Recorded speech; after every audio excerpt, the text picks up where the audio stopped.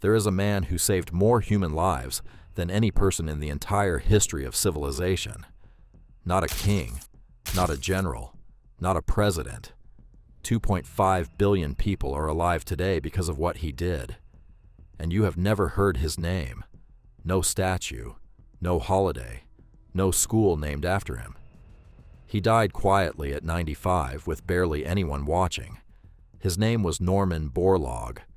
And this is the story of how the world forgot the man who fed it. To understand Norman, you need to understand 1940. Half the planet was starving, urgently, catastrophically.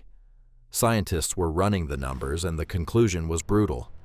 Population was growing faster than food could be grown. A global famine was coming. Not if, when. The smartest minds in the world accepted it as inevitable. Except one quiet man from Iowa looked at the same numbers and refused to agree. Norman Borlaug was not a politician, not a billionaire, just a plant scientist who believed he could fix what the entire world had already given up on. In 1944, he moved to Mexico with a tiny budget and almost no support.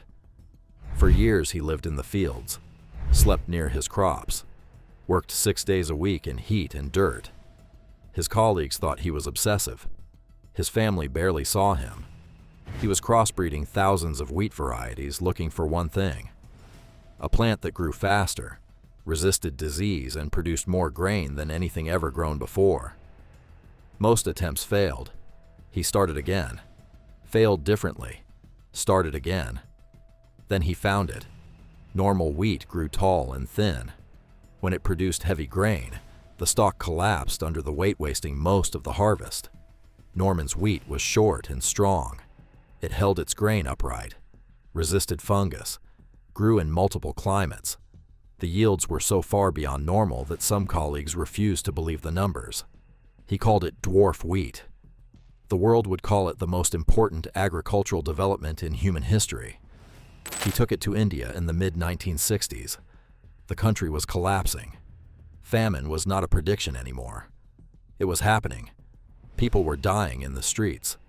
Norman arrived with seeds and an urgency that made everyone uncomfortable. He wanted to plant on a scale never attempted before. The bureaucracy pushed back.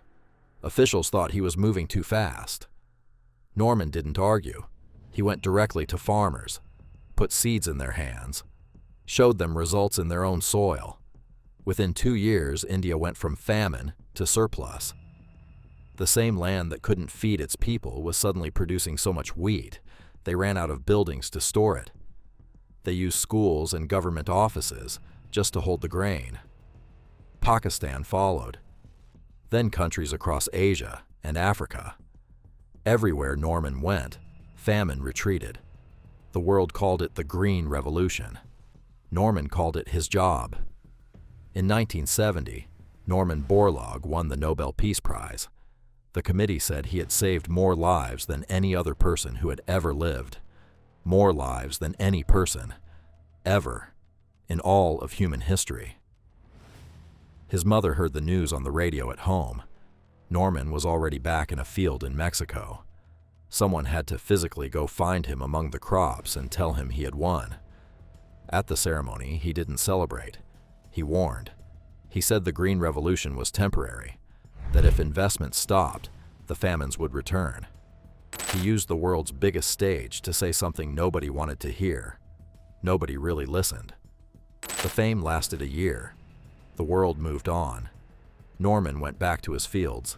He kept working into his 80s, training farmers in Africa, writing papers almost nobody read. He died in 2009 at 95. The New York Times ran a small obituary. Most people who read it had never heard his name. They forgot it by the afternoon. We build statues for generals who won wars by destroying things. We make celebrities out of people who entertain us for 15 minutes.